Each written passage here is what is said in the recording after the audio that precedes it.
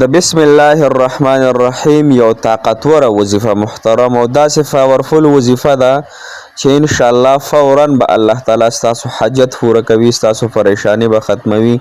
دا یو بهترین عمل دی، علماو ذکر کړي دی په دې باندې، بلکې د تجربې نه دا خبره ثابت ده چې دا دې سره الله تعالی هر حاجت پوره کوي او دا صحیح خبره هغوی رایستلې ده.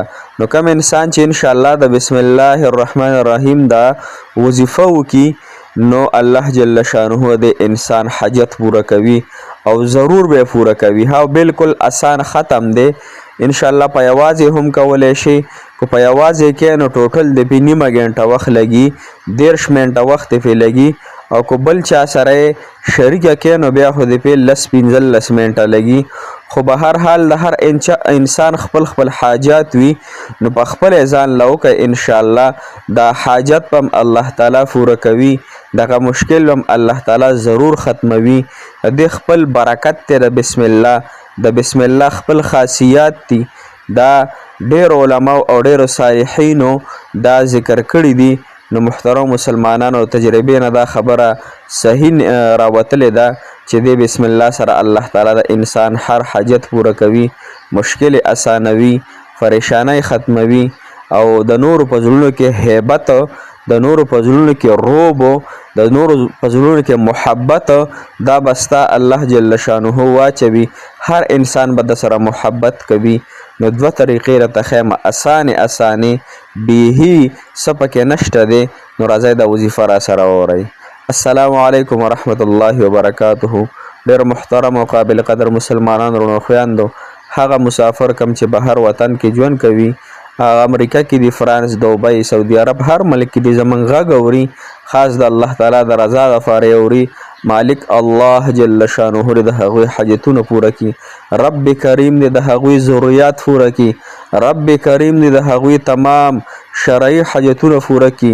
دا دعاګانې دا ضرور به ضرور موږ تاسو لکو پرون هم د سورت رحمان هغه ختم تاسو له موږ په هغه ښکلو ګلانو باندې، هغه ښکلي ماشومانو باندې وکړو. محترم مسلمانانو کوم چې د هرې ګناه نه پاک دي، او هغه ماشومان چې الله تعالی ته لاس پورته کړي که نه، نو د هر انسان حاجت پوره کېږي، ځکه چې دغه الله تعالی ته محبوب خلک دي او طالبان دي د الله تعالی د کلامو. محترم مسلمانانو د دې وظیفې دوه طریقې دي. ښه، دا دوه طریقې تاسو واورئ، انشاءالله ستاسو به الله تعالی حاجتونه پوره کړي. ګوره د بسم الله الرحمن الرحیم خاصیت یو دا دی چې صالحین فرمایي که نه، یعنی نیک خلق فرمایي، او دی لیکلي دا خبرې چې بسم الله الرحمن الرحیم چې کم انسان 615 شپېرې دا په یو سپین کاغذ باندې ولیکلی کي، او هغه ځان سره بیا په بټوه کې په خپل فرض کې په خپل جب کې کېدوي، نو دی به د هر ضرر نه الله تعالی محفوظ ساتي. د ټولو خلکو په زړونو کې به د محبت وي، د ټولو خلکو په زړونو کې به د هیبت وي، دنه به هر سړی یریږي. نو محترمو د محبتونو دپاره هم لاجواب دی، او دغه رنګې د روب دپاره د عزت دپاره هم دغه لاجواب دی. علما ذکر کوي چې دا خبره صحیح ده. دویم چې کوم د حاجت دپاره دی محترم مسلمانانو، هر حاجت ستاسو وي انشاءالله رب کریم، رب د ټولو مخلوقات، هغه رب محترمو چې مو تاسو د نشته کړي، هغه رب چې د من نطفة خلقه، د نطفې د یو څاڅکي نه مو تاسو له وجود را کړی، مو تاسو له سترګې غوږونه را کړي. محترم مسلمانان نن ډېر مسلمانان په ناشکرۍ کې مبتلا دي. ډېر خلک ورته وایي څنګه وخت تېرېږي، یاره ګزاره کېږي، داسې به نه وایو الحمدلله الحمدلله. شیطان د الله تعالی سره دا وعده کړې ده چې ستا ټول بندګان به په ناشکرۍ کې مبتلا کوم. نن هر دریم څلورم کس ناشکري کوي او د الله تعالی نافرمانی کوي، لہذا شکر به وباسو په هر نعمت باندې. نو قرآن کې الله تعالی فرمایي لئن شکرتم لازیدنکم، که تاسو زما شکر وباسئ زه به تاسو له نعمتونه زیاتم، ولئن کفرتم ان عذابي لشدید، او که تاسو زما ناشکري وکړه الله تعالی فرمایي عذاب بدله درکم. لہذا ناشکري به نه کوو، شکر په هر نوڼۍ، په هر سترګه، په هر پوزه، په هر یو نعمت په د الله تعالی شکر وباسو. د دې بسم الله وظیفه محترم مسلمانانو داسې دا بسم الله الرحمن الرحیم دا به تاسو 12,000 فیرې وای، 12,000 مرتبه به وای. خو داسې به وای چې کله هم زر فیرې تاسو بسم الله الرحمن الرحیم، بسم الله الرحمن الرحیم، بسم الله الرحمن الرحیم، کله چې زر فیرې په تسبیح باندې بسم الله وای نو بیا به 2 رکعاته صلات حاجت یعنی 2 رکعاته نفل مونځ به وکړي او د هغې نه پس به دعا وغواړئ.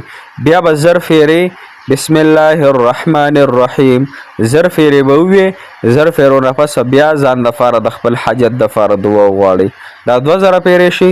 بیا به زر فیرې بسم الله الرحمن الرحیم ووې او بیا به د خپل حاجت دپاره یعنی هر فیره به زر فیرې بسم الله وې، بیا به 2 رکعاته نفل کې د نفلو نه پس به بیا دعا غواړي. نو دا به 12,000 فیرې به بسم الله الرحمن الرحیم پوره شي او 12 رکعاته به ورسره هغه چې دي نفل وشي او د هر نفلو نه پس به الله تعالی نه ته دعا غواړي. نو انشاءالله د ختمېدو سره سره به الله تعالی ته نه امید نه پاتې کوي. الله تعالی به ستا هر رنګه حاجت، هر رنګه مشکل انشاءالله اسانوي، هر رنګه ضرر به دی ختموي. بل محترم مسلمانو کله هم چې تاسو شروع کوئ نو د بسم الله الرحمن الرحیم نه شروع کوئ، ځکه بسم الله الرحمن الرحیم دا د قرآن په هر آیات دغه صورت چې شروع کیږي نو بسم الله ورسره لیکل شوی، واحد د یو صورت نه چې هغه صورت توبه دی چې د هغې نه مخکې بسم الله نه د ذکر شوی. بسم الله الرحمن الرحیم محترمو د جنت نه چې کومې دغه 4 نهرونه راوتلي که نه جنت نه محترمو، دا د بسم الله الرحمن الرحیم په جنت کې یو قبه ده، یو کوټه ده، په هغې کې رب العالمین بسم الله لیکلی او د بسم الله د با نه محترمو د شاتو نهر او د الله جل شانه د ها نه بیا دغه رنګې بل نهر او رحمان د میم نه بیا بل نهر او رحیم د میم نه بیا بل نهر، یعنی 4 نهرونه چې وتلي دا د بسم الله الرحمن الرحیم د برکته وتلي دي. دا یو بهترین او پاورفل عمل دی، لہذا انشاءالله دی کې هیڅ شک شبه نشته. الله تعالی دا ضرور پوره کوي، الله تعالی خامخا پوره کوي او تاسو انشاءالله شروع کوئ. باقی دا خبره پاتې شو محترمو چې ډېر خلک وایي زموږ وظایف کار نه کوي، نه پوره کیږي، حاجت څه نه پوره کیږي. ګوره حاجتونه الله تعالی پوره کوي، صحیح شوه. رب العالمین زمونږ رب دی او حاجت روا صرف هغه دی، رب زمونږ رب دی، مشکل کشا صرف هغه دی محترمو. که انسان دا اعتراض وکړي چې رستا دی وظیفو کې اثر نشته، نو اثر الله تعالی پیدا کوي. زه خو انسان یم، زه خو ځان له مخلوق محتاج یم، صرف تاسو ته ښودنه کوم د دپاره زمونږ د اوریدونکو او کتونکو ته فایده میلو شي. لہذا ګناهونه پرېږدوئ، نافرمانیانې پرېږدوئ، په خپلو خواهشاتو باندې خفه کېدوئ. انشاءالله چې کله هم موږ په خپلو خواهشاتو ګناهونه پرېښودل الله تعالی به انشاءالله